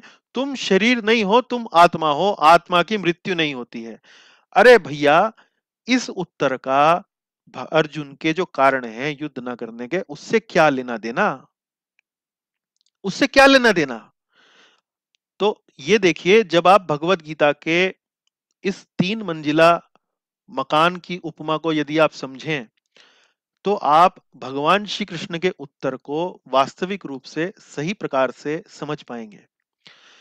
अर्जुन के सारे कारण पहली मंजिल पर आधारित हैं, लेकिन भगवान श्री कृष्ण का उत्तर दूसरी मंजिल पर जो लोग स्थित हैं उनकी मानसिकता पर आधारित है। और दूसरी मंजिल पर जो लोग स्थित हैं वो कौन है? वो हैं जो कहते हैं हम शरीर नहीं है, हम आत्माएं हैं। ये संसार भौतिक जगत जो है वो नाशवान है, हमें परलोक जाना है, हमें वास्तव में आध्यात्मिक जगत जाना है। तो भगवान श्री कृष्ण दूसरी मंजिल पर खड़े होकर अर्जुन को, अर्जुन की जो मानसिकता है पहली मंजिल वाली, उसके कारणों का यहाँ पर उत्तर दे रहे हैं। भगवान कहते हैं भैया, तुम कह रहे हो लोग मर जाएंगे, लेकिन मुझे तो कोई मरता हुआ दिख ही नहीं रहा है। मुझे तो यहाँ सबके सब आत्माएं नजर आ रही हैं और आत्मा कभी मरती नहीं है। तुम किसकी बात कर रहे हो? तुम क्या बात कर रहे हो कि यहाँ मृत्यु होती है? तुम बात कर रहे हो यहाँ पर व्यक्ति हैं, यहाँ पर परिवार वाले हैं। मैं तो यहाँ परिवार वाले, यहाँ तो मैं तो देख ही नहीं रहा हूं, मैं तो शरीर देख ही नहीं रहा हूं, मुझे तो यहाँ सिर्फ आत्माएं दिखाई दे रही हैं। तो भगवान श्री कृष्ण 11वें श्लोक में कहते हैं कि तुम शरीर नहीं हो, तुम आत्मा हो। और 13वें श्लोक में बोलते हैं कि मृत्यु मृत्यु थोड़ी होती है, मृत्यु तो केवल पूरी की पूरी जो आत्मा की जो यात्रा है, जो एक चिरकाल तक चलती है, शाश्वत समय तक चलती है। मृत्यु तो मात्र उसमें एक पड़ाव मात्र है? आत्मा तो एक बार मृत्यु होती है तो शरीर बदल लेता है, एक बार शरीर बदलता है फिर दूसरी बार शरीर बदल लेता है। तो तुम ये जो छोटी छोटी जो चीजें हैं, जो छोटी छोटी बातें हैं, इन पर अपना ध्यान विचलित मत करो। है ये सब तुम क्या बात कर रहे हो? मृत्यु वगैरह वगैरह, सुख समृद्धि, एंजॉयमेंट, ये सब कुछ नहीं होता है, ये बेकार की बातें हैं। वास्तव में हम शरीर नहीं है, हम आत्मा है, और आत्मा शाश्वत है। मृत्यु तो मात्र एक पड़ाव है। और ये जो छोटे छोटे बदलाव होते हैं, इनको सहन करना सीखो। तो 14वें श्लोक में क्या बता रहे हैं अर्जुन को? मात्रा स्पर्शस्तु कौन्तेय शीतोष्ण सुख दुखदा। ये तो जैसे सर्दी और गर्मी आती है, वैसे बदलाव हैं, इन्हें हे अर्जुन उनको तुम सहन करना सीखो। और फिर 15वें श्लोक में वो दूसरी मंजिल वाला जो आर्गुमेंट है, वो बिल्कुल स्पष्ट रूप से जो दूसरी मंजिल वाला आर्गुमेंट है, वो 15वें श्लोक में वो बोलते हैं। 15वें श्लोक में बोलते हैं कि यदि तुम इस प्रकार से जीवन के सुख और दुख को सहन करने की शक्ति अपने अंदर जोड़ोगे, तो हे अर्जुन, तुम अ, तुम वास्तव में मुक्ति के पात्र हो जाओगे। तो 15वां श्लोक का अनुवाद में पढ़ रहा हूं आपको। हे पुरुष श्रेष्ठ, हे अर्जुन, जो पुरुष सुख और दुख में विचलित नहीं होता और इन दोनों में संभाव रहता है, वह निश्चित रूप से मुक्ति के योग्य है। सम दुख सुखम धीरम सो अमृतव्याय कल्पते। अमृत, अमृत मतलब वो अमर हो जाता है। अमर हो जाता है मतलब भगवान यहाँ अब आध्यात्मिक जगत में जाने की बात कर रहे हैं। वो अमर हो जाएगा। इस जगत में पहली मंजिल पे ही रहोगे तो घूमते रहोगे, जन्म मृत्यु जरा व्याधि। लेकिन जब तुम ये समझने लगोगे तुम शरीर नहीं हो, आत्मा हो, तुम वास्तव में आध्यात्मिक जगत के प्राणी हो, तुम वास्तव में जब इस प्रकार के जो छोटे छोटे ये जो दुख तुम्हारे जीवन में जिन्हें तुम दुख समझ रहे हो, बदलाव समझ रहे हो, इनको सहन करने की शक्ति अंदर अपने बढ़ाओगे, तो वास्तव में सो अमृतव्याय कल्पते, निश्चित रूप से मुक्ति के योग्य हो जाओगे। तो भगवान श्री कृष्ण का ये जो आर्ग्यूमेंट है 15वें श्लोक में बिल्कुल दूसरे मंजिल वाले आर्ग्यूमेंट पर आधारित है। और 16वें श्लोक में बोलते हैं तुम ये नाशवान शरीर पर ध्यान मत दो, तुम वास्तव में आत्मा जो चिरस्थायी है, जो अपरिवर्तित है, उस पर ध्यान दो। तुम ये शरीर के बारे में, शरीर के दृष्टिकोण से छोड़ना छोड़ दो। फिर 17वें से लेके 22वें श्लोक में बताते हैं कि आत्मा नश्वर नहीं है, शरीर नश्वर है। केवल जैसे आत्मा अपने वस्त्र बदलता है, जैसे व्यक्ति वस्त्र बदलता है, ऐसे ही आत्मा शरीर भी बदलता है। 23वें से लेके 25वें श्लोक में वो आत्मा के अलग अलग गुणों के बारे में बताते हैं। इसको शस्त्र नहीं काट सकता, इसको आग नहीं जला सकती, इसको पानी नहीं भिगो सकता, इसको हवा नहीं सुखा सकती, इत्यादि इत्यादि। और 26वें से लेके 23वें श्लोक में फिर अंततः उसे बोलते हैं देखो भैया, ये मृत्यु तो अवश्यम भावी है, अपरिहार्य है, इससे छुट्टी नहीं मिल सकती। तो इन बदलावों से तुम ज्यादा विचलित मत हो और आत्मा पर अपना ध्यान केंद्रित करो। तो ये समझने में भगवत गीता में जो व्यक्ति ये भगवान के उत्तर का मर्म समझ लेता है कि भगवान ने अर्जुन को वास्तव में किस स्तर पर जाकर शिक्षा देने का प्रयास किया है। भगवान श्री कृष्ण इस भगवत गीता में अर्जुन को पहले स्तर से उठाकर दूसरे स्तर पर लाने का प्रयास करते हैं। अर्जुन को इस प्रकार से शिक्षा देते हैं कि वो अपना जीवन ऐसे जिए कि वो पहले स्तर से उठकर दूसरे स्तर पर पहुंचे और दूसरे स्तर से धीरे धीरे प्रयास करके वो वास्तव में मेरे चरण कमलों तक अपना स्थान बनाए। तो ये भगवान श्री कृष्ण ने वास्तव में उत्तर देना आरंभ किया है। अब देखिए, ये तो दूसरे मंजिल पर आधारित उनका दृष्टिकोण था जिस पर भगवान उत्तर देते हैं। अब दूसरा अर्जुन का जो कारण था वो है विजयी ना होने पर भी कोई आनंद नहीं मिलेगा। ये अर्जुन कहता है कि अगर मैं विजयी हो गया, अगर मैंने अपने संबंधियों को मार दिया तो मुझे कोई आनंद नहीं मिलेगा। तो भगवान कहते हैं कि नहीं, आनंद मिलेगा है। 37वें श्लोक में दूसरे अध्याय के वो कहते हैं आनंद मिलेगा। आनंद कैसे मिलेगा? बोले मर जाओगे, अगर युद्ध करते हुए मर जाओगे तो स्वर्ग प्राप्त होगा, और यदि जीवित रहोगे, विजयी होगे, तो राज्य का सुख भोगोगे। तो यहां भगवान श्री कृष्ण ने जो अब आर्ग्यूमेंट दिया है, वो अब पुनः दूसरी मंजिल से उन्होंने शुरू किया। देखिए ये 37वां श्लोक है, अध्याय 2 का 37वां श्लोक है। 37वें श्लोक में उन्होंने वास्तव में दूसरी मंजिल से पहले गीता में अपना आर्गुमेंट जो है वो दूसरी मंजिल के आर्गुमेंट से देना शुरू किया, लेकिन धीरे धीरे जैसे जैसे गीता आगे बढ़ी तो पुनः वो पहली मंजिल पर आ गए। कहते हैं मर गए तो स्वर्ग मिलेगा, और जीवित रहे, विजयी हुए, तो राज्य का सुख भोगोगे। तो दोनों ही ये जो आर्गुमेंट हैं भगवान के, ये पहली मंजिल के दृष्टिकोण पर आधारित है। फिर तीसरा अर्जुन का जो कारण था, पाप का भय। अजी पाप लगेगा, ने मार दिया अपने द्रोणाचार्य को, भीष्म पितामह जैसे अपने बुजुर्गों को मैंने मारा, तो पाप लगेगा मुझे। तो इसका उत्तर भगवान कहाँ देते हैं? इसका उत्तर देते हैं भगवान 33वें श्लोक में। 33वें श्लोक में भगवान कहते हैं कि देखो भाई अर्जुन, पाप तुम्हें युद्ध ना करने से लगेगा। तुम सोच रहे हो कि मैं अगर युद्ध से बच जाऊं, युद्ध ना करूं, तो मुझे पाप लगेगा, बल्कि तो मैं पाप से बच जाऊंगा। यदि मैं युद्ध नहीं करता हूं तो मैं पाप से बच जाऊंगा। तो भगवान कहते हैं कि अगर तुम युद्ध नहीं करोगे तो वास्तव में तुम्हें पाप लगेगा। उल्टा भगवान उसको उसको समझाने का प्रयास करते हैं कि अगर युद्ध से भागोगे तो वास्तव में तब तुम्हें पाप लगेगा। तो 33वें श्लोक में क्या कहते हैं? यदि तुम युद्ध करने के स्वधर्म को संपन्न नहीं करते तो तुम्हें निश्चित रूप से अपने कर्तव्य की उपेक्षा करने का पाप लगेगा, और तुम योद्धा के रूप में भी अपना यश खो बैठोगे। तो यहां भगवान श्री कृष्ण उसको पाप और पुण्य बता रहे हैं। तो पाप और पुण्य का मतलब क्या है? भगवान यहाँ पर वास्तव में अर्जुन को एक प्रकार से मंजिल 1 का भय भी दे रहे हैं, और मंजिल 2 का भी दृष्टिकोण उसको दिखा रहे हैं। 38वें श्लोक में मंजिल 2 का दृष्टिकोण उनको आपको देखने को मिलेगा। तो 33वें श्लोक में तो मंजिल 1 हो गई। मंजिल 1 मतलब पाप और पुण्य की बात कर रहे हैं। पाप और पुण्य जैसे मैंने आपको पहले बताया, ये धार्मिक सुख समृद्धि, धार्मिक सुख समृद्धि। धार्मिक सुख समृद्धि मतलब स्वर्ग नहीं मिलेगा, या नर्क नहीं मिलेगा, या नर्क में चले जाओगे, ये। अब 38वें श्लोक में वो क्या कह रहे हैं? 38वें श्लोक में कह रहे हैं कि दुख, लाभ, हानि, लाभ, विजय, पराजय का विचार किए बिना युद्ध के लिए युद्ध करो। अब यहां कर्तव्य का बोध, ऐसा करने पर तुम्हें कोई पाप नहीं लगेगा।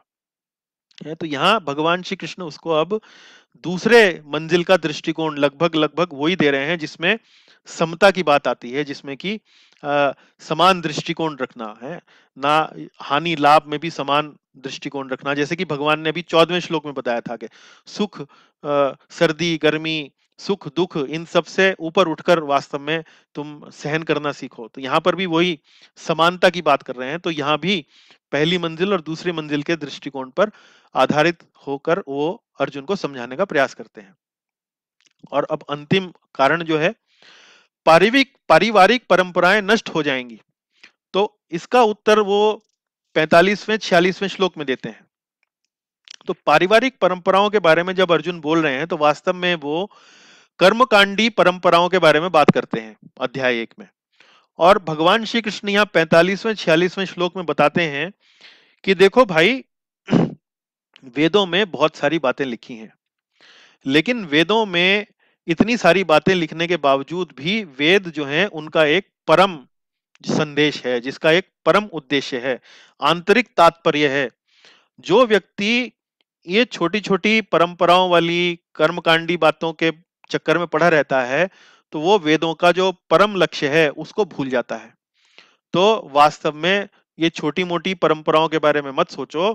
जो वेदों का जो बड़ा लक्ष्य है जो बृहद लक्ष्य है, उस लक्ष्य के ध्यान में रखते हुए तुम अपना इस युद्ध को करो। तो 46वें श्लोक में भगवान बोलते हैं, एक छोटे से कुएं का सारा कार्य एक विशाल जलाशय से तुरंत पूरा हो जाता है। इसी प्रकार वेदों के आंतरिक तात्पर्य जानने वाले को उनके सारे प्रयोजन सिद्ध हो जाते हैं। मतलब जो वेदों का मूल उद्देश्य समझता है और अपना जीवन उस पर चलाता है, तो जो छोटे मोटे जो उद्देश्य हैं वेदों के, वो अपने आप पूरे हो जाते हैं। वैसे ही जैसे एक बड़ी नदी, एक बड़ा जो जलाशय है, उससे वो सारे कार्य पूरे हो जाते हैं जो एक छोटे से कुएं से पूरे होते हैं। भाई छोटे से कुएं में, पहले के जमाने में कुएं हुआ करते थे, तो पानी पीने का अलग कुआं होता था, कपड़े धोने का अलग कुआं होता था, बर्तन मांजने का अलग कुआं होता था। तो हर व्यक्ति छोटे छोटे कुओं पर जाता और अलग अलग कार्य करता। लेकिन कोई व्यक्ति अगर उसको बहता पानी मिल जाए, बड़ा सरोवर मिल जाए, तो उस बहते पानी में वो बर्तन भी धो सकता है, स्नान भी कर सकता है, पानी भी पी सकता है, हर प्रकार के कार्य उसका पूरा कर सकता है। तो भगवान यहाँ 46वें श्लोक में बोल रहे हैं कि जिस प्रकार एक बड़े जलाशय से एक छोटे छोटे कुओं की सब जरूरतें पूरी हो जाती हैं, इसी प्रकार जो वेदों का संपूर्ण उद्देश्य जानता है, उससे जो छोटी छोटी जो वेदों के जो उद्देश्य हैं, कर्म कांड हो गए इत्यादि इत्यादि, वो सब पूरे हो जाते हैं। तो भगवान श्री कृष्ण का ये उत्तर भी वास्तव में मंजिल 2 के दृष्टिकोण पर आधारित है, क्योंकि यहाँ भगवान श्री कृष्ण वेदों के एक बड़े उद्देश्य के बारे में यहाँ पर अर्जुन से बात कर रहे हैं। और बड़ा उद्देश्य वेदों का क्या है? भगवान श्री कृष्ण की भक्ति करना और भगवान श्री कृष्ण के चरणों में स्थान प्राप्त करना, शरीर पूरा होने के बाद। ये वेदों का परम लक्ष्य है। तो यहाँ आप देख सकते हैं, ये जो चर्चा हमने अभी करी, और उसमें आप ये आसानी से देख सकते हैं कि अर्जुन के जो तर्क थे, वो पहली मंजिल के पर आधारित जो लोग थे उनकी मानसिकता पर बेस थे। और भगवान जो अब उसको उत्तर दे रहे हैं, भगवान उत्तर दे रहे हैं दूसरी मंजिल पर खड़े होकर, वहां से उत्तर दे रहे हैं अर्जुन को। तो इसलिए भगवत गीता का ये जो संदेश है, एक बारी को जल्दी से समझ में नहीं आता है, क्योंकि प्रश्न पूछने वाले की मानसिकता कुछ और है और भगवान की उत्तर देने की जो मानसिकता है वो कुछ और है। और चूंकि हम पहली मंजिल के मानसिकता के लोग हैं, तो हम भगवान श्री कृष्ण का उत्तर, जो कि दूसरी मंजिल पर स्थित होकर हमारे समक्ष पहुंचता है, तो हम कई बार भ्रमित हो जाते हैं। हम समझ नहीं पाते हैं कि वास्तव में ये इसका मतलब क्या है, ये क्या बोल रहे हैं हमारे लिए, इसमें हमारे लिए क्या वास्तव में संदेश है ना? तो ये इस तरह से आप समझ सकते हैं। चलिए, आशा है ये जो मुख्य जो एक भगवत गीता का ये जो मुख्य संवाद है, पहला अध्याय और दूसरा अध्याय, और भगवान श्री कृष्ण का उत्तर देने का ये जो तरीका है, उससे आपको भगवत गीता को समझने में वास्तव में बहुत सहायता मिलेगी, ऐसा मुझे लगता है। अब हम आते हैं एक ऐसे विषय पर जो समाज में अक्सर लोग, आध्यात्मवादी जो लोग होते हैं या जो मानवतावादी जो लोग होते हैं, पहली मंजिल वाले जो लोग होते हैं, वो आध्यात्मवादी लोगों को इस दृष्टिकोण से देखते हैं। ये दृष्टिकोण क्या है? ये दृष्टिकोण है कि जो आध्यात्मवादी लोग हैं वो वास्तव में इस दुनिया में रहने में इंटरेस्टेड नहीं है। वो बात सत्य है, लेकिन वो थोड़ा सा और इनके लोगों के बारे में सोचते हैं कि ये लोग तो वास्तव में दुनिया को छोड़ चुके हैं, इसका त्याग कर चुके हैं, या इनके जैसा बनने के लिए हमें सक्रिय सामाजिक जीवन से छुट्टी लेने की आवश्यकता है। तो हम अब भगवत गीता में भगवान श्री कृष्ण के जो ये वचन हैं, भगवान श्री कृष्ण की जो शिक्षाएं हैं, उनके आधार पर ये समझने का प्रयास करेंगे कि क्या वास्तव में भगवान हमें अपने सक्रिय सामाजिक जीवन से विरक्ति लेने के लिए प्रेरित कर रहे हैं। इसका उत्तर है नहीं, ऐसा नहीं है। हम में से जो लोग व्यवसाय करते हैं, जो लोग गृहस्थ में हैं, जो लोग पढ़ाई लिखाई करते हैं, जो लोग व्यापार करते हैं, कारोबार करते हैं, वो अपने जीवन में जिस स्थान पर स्थित हैं, उसी स्थान पर रहते हुए वो भगवान की ओर आगे बढ़ सकते हैं। और भगवान भी भगवत गीता में हमें अपने इस स्थान को छोड़ने की कभी भी सलाह नहीं देते हैं। ये हमें कहां पता लगता है? ये हमें पता लगता है गीता के दूसरे अध्याय के 50वें श्लोक में। 50वें श्लोक में भगवान श्री कृष्ण अर्जुन को क्या बोल रहे हैं? भगवान श्री कृष्ण अर्जुन को बोल रहे हैं कि देखो भाई, तुम्हें, अर्जुन क्या कह रहा था? अर्जुन वास्तव में कह रहा था कि मैं तो युद्ध नहीं कर रहा हूं, मैं तो सब छोड़ छाड़ के जा रहा हूं, मैं तो जंगल जा रहा हूं, मैं तो साधु बनूंगा और वहां पर जाकर अपना ध्यान करूंगा, धुनी रमाऊंगा। लेकिन भगवान श्री कृष्ण कह रहे हैं कि भैया, ऐसा करने की आवश्यकता नहीं है। तुम सोच रहे हो कि तुम जंगल जाकर ही वास्तव में जीवन के ऊंचे उद्देश्यों को प्राप्त कर सकते हो, लेकिन ऐसा नहीं है।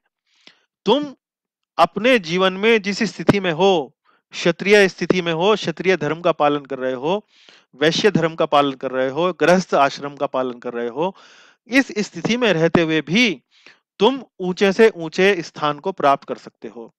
और भगवान यहां बोलते हैं, तस्माद् योगाय युज्यस्व योगः कर्मसु कौशलम। तो हे अर्जुन, देखो ये समझो, लेकिन ये जो मैं अब तुमको ट्रिक बता रहा हूं कि कैसे कर सकते हो, ये वास्तव में एक स्किल है, ये एक कौशल है। योगः कर्मसु कौशलम। योगः कर्मसु कौशलम मतलब अपना कर्म इस प्रकार से करो, इस कुशलता से करो कि वो योग बन जाए। कि योग मतलब कि वो वास्तव में तुम्हें मुझसे जोड़े, वो तुम्हें भगवत्ता से जोड़े, तुम्हें ऊंचे आदर्शों से, जीवन के ऊंचे लक्ष्य से तुमको वो जोड़े हैं। तो गीता में दूसरे अध्याय के 50वें श्लोक में भगवान जहां बोलते हैं, योगः कर्मसु कौशलम, तुम्हें इस बात को, इस गतिविधि को, इस युद्ध को ऐसे लड़ना है कि वास्तव में ये योग बन जाए। तो ये हमारे लिए क्यों आवश्यक है? हमें भी अपना जीवन, यदि आप व्यवसायी हैं, छात्र हैं, कहीं नौकरी करते हैं, कहीं घर चलाते हैं, गृहिणी हैं इत्यादि, तो आप अपना कर्म इस प्रकार से करें कि वो कर्म जो है वो योग बन जाए, आपको भगवान के नजदीक लेकर जाए। तो वास्तव में भगवान श्री कृष्ण यहाँ पर कर्मयोग की शिक्षा अर्जुन को दे रहे हैं। तो अभी भगवान श्री कृष्ण अलग अलग तरीके से अर्जुन को उसकी चेतना जो पहली मंजिल पर पड़ी हुई है उसको उठाकर धीरे धीरे दूसरी मंजिल पर लाने का प्रयास कर रहे हैं। आपने देखा कैसे 11वें श्लोक में 30वें श्लोक तक, 11वां से 30वें श्लोक तक वो दूसरी मंजिल पर लाने का प्रयास करते हैं। 50वें श्लोक में फिर एक बार उसको योगः कर्मसु कौशलम, कि भाई योग करो, और वो कुशलता है, एक स्किल है, कैसे करना है कार्य कि वो योग बन जाए, उस तरीके से तुम अपना इस युद्ध को करो। तो यहां हम भी उदाहरण दे सकते हैं कि जैसे माताएं संतान की देखभाल करती हैं, तो संतान की देखभाल इस प्रकार से करें कि वो योग बन जाए। अपने कर्म को कर्तव्य समझकर करें, अपने कर्तव्य को निष्काम भाव से करें, अपने कर्तव्य को इस प्रकार करें कि यदि वो कर्तव्य निष्काम भाव से किया जा रहा है, कर्तव्य की भावना से किया जा रहा है, तो वास्तव में ईश्वर को प्रसन्न करेगा। और जब इस भावना से, इस मानसिकता से हम कार्य करेंगे, तो ये भी कार्य जो है, जो साधारण से दिखने वाला कार्य है, ये योगः कर्मसु कौशलम, ये कुशलता से, इस कुशलता से होगा कि ये आपको योग की ओर ले जाएगा, आपको भगवान की ओर ले जाएगा। इसी प्रकार से कोई साधारण सा कोई व्यक्ति है जो वाहन चलाता है, कोई ड्राइवर है, कोई टैक्सी ड्राइवर है, ऑटो रिक्शा ड्राइवर है, वो भी यदि अपना वाहन इस प्रकार से चलाए कि मेरा जो यात्री है उसको कोई कष्ट ना हो, मैं अपने यात्री से वास्तव में उतना ही किराया लूं जितना कि मेरे मीटर में आता है, उतनी ईमानदारी से, यात्री यदि अपना कोई सामान मेरे इस रिक्शा में भूल जाए तो मैं उसे उसके स्थान पर उसे पहुंचा दूं, उसके सुरक्षित रूप से मैं उसको स्थान पर पहुंचाऊं, और ऐसा जब मैं करूंगा तो ईश्वर मुझसे प्रसन्न होंगे। तो ऐसी भावना से जब कोई व्यक्ति अपना वाहन चलाता है, तो वो भी योगः कर्मसु कौशलम, तो कर्म वो उस कुशलता से करता है कि वो योग बन जाता है। तो भगवान श्री कृष्ण वास्तव में मंजिल एक पर रहने वाले लोगों को ये नहीं कहते हैं कि तुम ये मंजिल छोड़ दो, या इस मंजिल पर जो तुम गतिविधियों में लगे हुए हो उनको त्याग कर दो, बल्कि उन गतिविधियों को इस प्रकार से करो कि वो योग बन जाए। इसी चीज को हम थोड़ा सा और गहराई से समझते हैं। श्री कृष्ण वास्तव में आंतरिक आंतरिक सन्यास की बात करते हैं, बाहरी सन्यास की बात नहीं करते हैं। बाहरी सन्यास मतलब कि हमने, ऑटो रिक्शा वाले ने ऑटो रिक्शा चलाना छोड़ दिया, अपने परिवार को छोड़ दिया, माता ने अपनी संतान को छोड़ दिया और जंगल में जाकर अपना ध्यान भजन करने लगे, ऐसा नहीं है। तो भगवान श्री कृष्ण बाहरी सन्यास की बात नहीं कर रहे हैं, भगवान श्री कृष्ण वास्तव में आंतरिक सन्यास की बात करते हैं। और इसे समझाते वो अलग अलग श्लोक बोलते हैं। तीसरे अध्याय के 5वें श्लोक में बोलते हैं कि देखो भाई, हम लोग आत्माएं हैं और आत्मा हमेशा सक्रिय रहती है, कर्म किए बिना कोई रह ही नहीं सकता है। तुम ये युद्ध छोड़कर भागने की बात कर रहे हो, लेकिन वास्तव में तुम्हारा स्वभाव ऐसा है कि तुम कर्म किए बिना रह ही नहीं पाओगे। और फिर 25वें 26वें श्लोक में कहते हैं कि अपना कर्म वास्तव में ऐसे करो कि तुम लोगों के सामने उदाहरण प्रस्तुत करो, तुम अन्य लोगों को प्रेरित करो। है, ऐसा मत समझो कि तुम वास्तव में अगर युद्ध से चले गए, छोड़ के चले गए तो कुल की परंपराएं नष्ट होने से बच जाएंगी, ऐसा नहीं है। और वास्तव में जो लोग हैं वो ठीक हो जाएंगे, बल्कि उल्टा होगा। यदि तुम युद्ध नहीं करोगे तो इससे गलत उदाहरण प्रस्तुत होगा। है, तो तुम अपना युद्ध इस प्रकार से करो कि वास्तव में अपने इस कार्य से तुम लोगों को प्रेरित कर सको। तो ये जो अब भगवान जो ये सारे के सारे जो आर्गुमेंट दे रहे हैं, वास्तव में अर्जुन को ये समझाना चाह रहे हैं कि भैया तुम एक आत्मा हो, और तुम वास्तव में तुमको युद्ध करने में ही तुम्हारा वास्तव में भला है, तुम्हारा शुभ है। यहां तक कि एक बार तो वो ये भी कह देते हैं कि यदि तुम आत्मरति की अवस्था में भी हो, आत्मरति मतलब यदि तुम अपना कर्मयोग कर कर इतने शुद्ध हो चुके हो कि तुम अपना कर्तव्य करना छोड़ दो, तो भी तुम्हें आदर्श स्थापित करने के लिए कर्म करना चाहिए, इस युद्ध को करना चाहिए।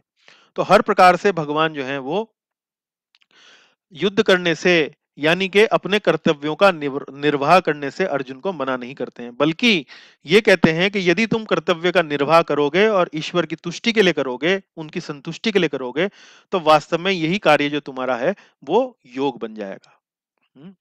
तो ये प्रिय भक्तों, हमारी इस कक्षा का उद्देश्य था कि आपको गीता के इन्हीं श्लोकों का अध्ययन एक बार इस दृष्टिकोण से कराया जाए कि जो उपमा हमने 3 मंजिला घर की जो हमने उपमा पढ़ी, वो उपमा से आप भगवत गीता को एक व्यापक दृष्टिकोण से देख सकें, एक बड़ा चित्र आपके सामने भगवत गीता का प्रस्तुत हो, ताकि भगवत गीता को पढ़ते हुए आप समझ सकें कि वास्तव में भगवान की जो शिक्षाएं हैं वो कहाँ पर, किस स्तर पर वास्तव में आपको प्रेरणा देने का प्रयास कर रही हैं, और इस ग्रंथ से आप वास्तव में अपने जीवन में अधिक से अधिक लाभ ले सकें।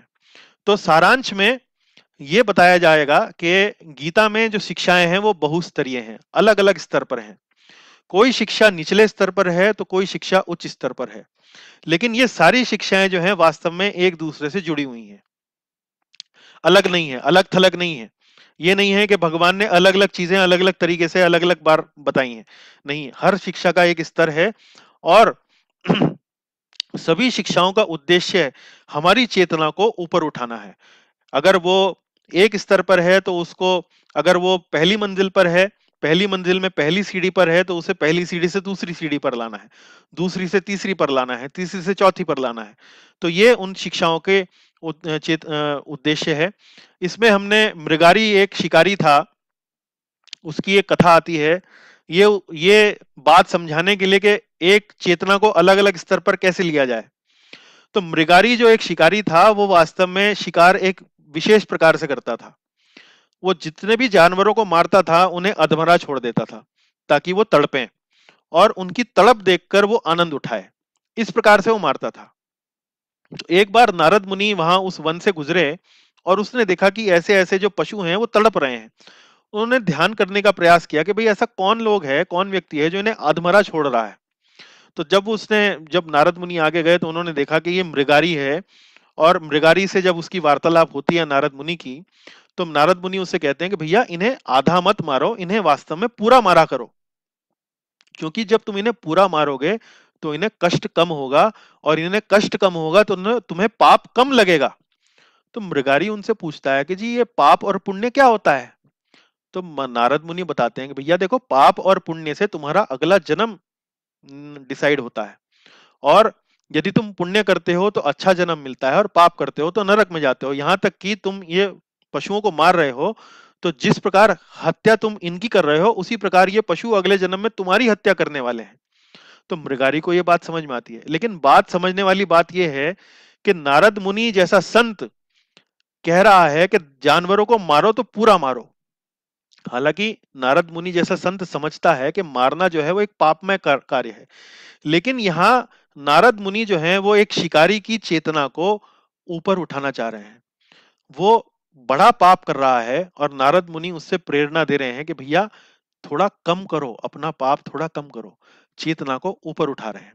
इसी प्रकार से भगवत गीता की ये जो शिक्षाएं हैं वो अलग अलग स्तर पर हैं, और परम स्तर क्या है, इन चेतना को उठाने का अंतिम गंतव्य क्या है, वो अंतिम गंतव्य है भगवान श्री कृष्ण के चरण कमलों में स्थान प्राप्त करना। और इसके लिए जो विधि भगवत गीता में बताई गई है वो है भक्ति योग। भगवान श्री कृष्ण की कथाओं का श्रवण करना, उनका मनन करना, उनका चिंतन करना और भगवान की पूजा उपासना करके उनके हृदय में स्थान बनाकर इस भौतिक जगत से मुक्ति लेकर भगवान श्री कृष्ण के चरण कमलों में स्थान प्राप्त करना। तो ये आज की कक्षा का यहाँ पर हम समाप्त करेंगे। आज की कक्षा को विश्राम देंगे। आपका बहुत बहुत धन्यवाद। श्रील प्रभुपाद जी की जय। श्रीमद् भगवत गीता की जय। यदि आपका कोई प्रश्न हो, कोई टिप्पणी हो तो हम अब चर्चा कर सकते हैं। बहुत बहुत धन्यवाद। आप अनम्यूट कर सकते हैं अब अपने आप को। आशा है इस कक्षा से आपको भगवत गीता की व्यापक तस्वीर, व्यापक चित्र को देखने में सहायता मिलेगी। हरे कृष्णा गुरु जी। हरे कृष्णा प्रभु जी। दंडवत। दंडवत जी। बड़ा आनंद आता है हमेशा की तरह, बस इसी तरह आप मार्गदर्शन करते रहें, ज्ञान दर्शन करते रहें। और वो आखिर में फिर आपने वही बात बताई कि भक्ति योग से ऊंचा योग है और वो जल्दी आप, हाँ जी, अल्टीमेटली भक्ति योग पर ही आना पड़ेगा, क्या कोई रास्ता ले लें। तो ये फिर तो ज्ञान योग फिर इससे इंफीरियर है, इसका मतलब है कठिन है। इंफीरियर इस तरीके से है कि वो कठिन है बहुत रास्ता। अच्छा जी। तो ज्ञान योग से टोटल सरेंडर नहीं हो पाएगा, सिर्फ भक्ति योग से हो पाएगा? नहीं, सरेंडर हो सकता है, लेकिन हमारे जैसे जो साधक हैं उनके लिए बड़ा कठिन है। विशेष रूप से आज के युग में इस प्रकार से ज्ञान योग करना, जिसमें उपनिषदों का पाठ करना और भगवान के अव्यक्त रूप को, निराकार रूप को समझना, ये बेहद कठिन कार्य है, सरल नहीं है। आपने उपनिषद की क्लास पढ़ी है अपनी, ईशोपनिषद की कक्षा में भी आप आते रहे हैं अंग्रेजी में, तो आप देख सकते हैं कि उपनिषदों में जो श्लोक इत्यादि हैं वो बहुत स्पष्ट नहीं है, और उनके माध्यम से ब्रह्म को समझना और भगवान के निराकार रूप को समझना, उस पर चिंतन मनन करना बड़ा कठिन कार्य है। जी जी, सचमुच।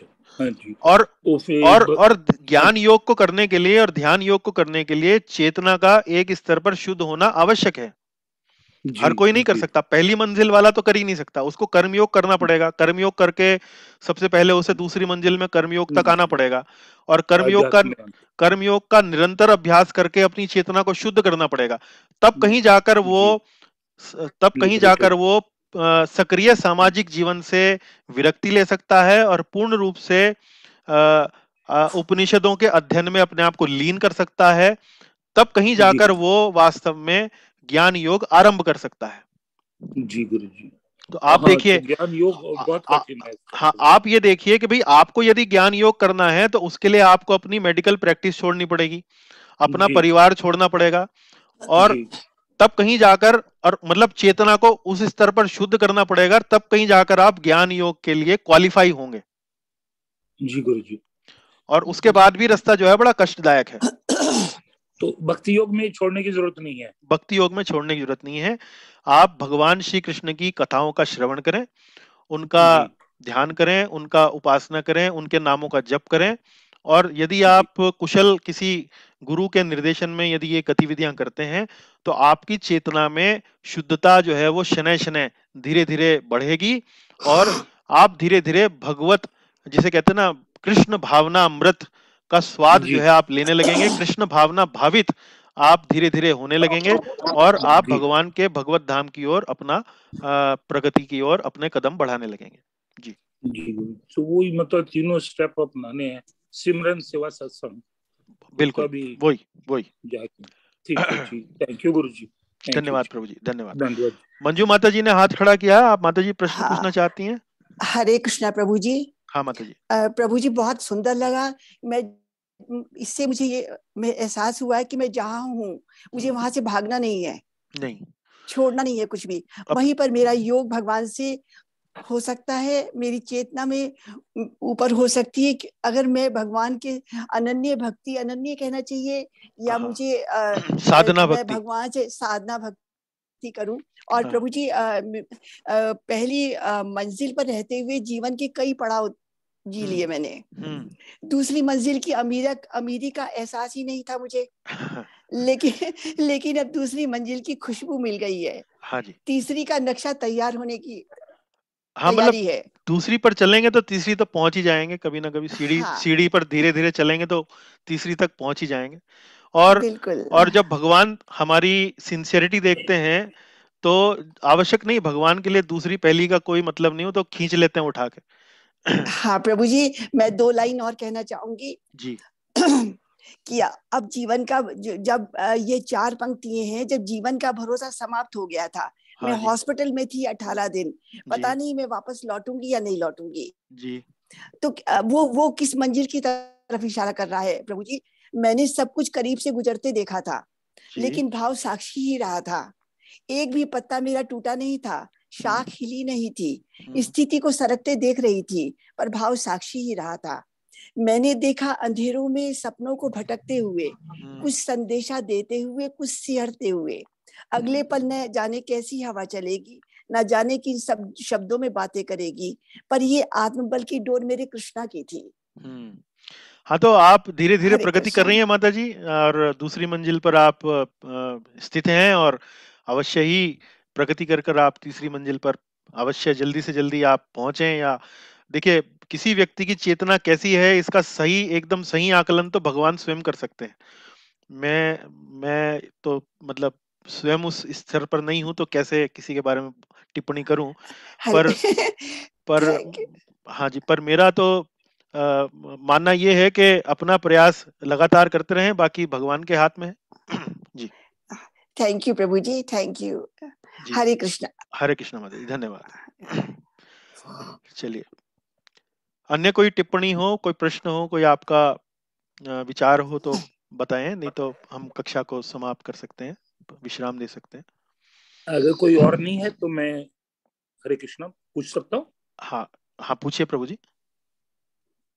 हाँ, वो सवाल ये है कि अभी जैसे मंजू माता जी ने बोला कि आप सोचते हैं कि दूसरी मंजिल पे पहुंच गए हैं और आगे तीसरी में जा रहे हैं, हाँ तो इसका एनालिसिस तो जो गुरु मुक्त है खुद वही करा सकता है ना।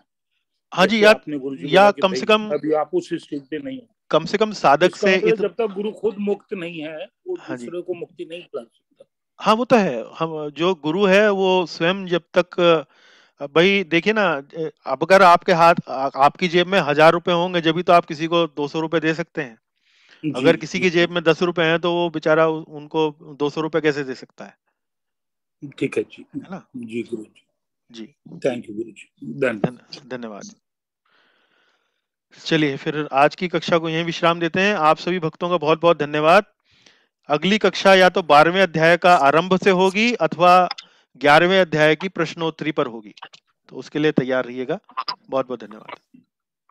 बहुत बहुत हरे धन्यवाद। कृष्णा प्रभु जी। हरे कृष्ण, हरे कृष्ण, हरे हरे कृष्ण, कृष्ण, हरे कृष्ण, हरे कृष्ण, हरे कृष्ण माता जी, हरे कृष्ण। हरे कृष्ण प्रभु जी। हरे कृष्ण, हरे कृष्ण। हरे हरे कृष्णा हरे कृष्ण प्रभु प्रभु हरे जी, कृष्ण राकेश दंडवत जी, हरे प्रणाम। हरे कृष्णा। कृष्ण माता जी, दंडवत। हरे कृष्णा प्रभु जी। हरे कृष्ण रविंद्र प्रभु जी। Thank you sir. हाँ जी, धन्यवाद जी।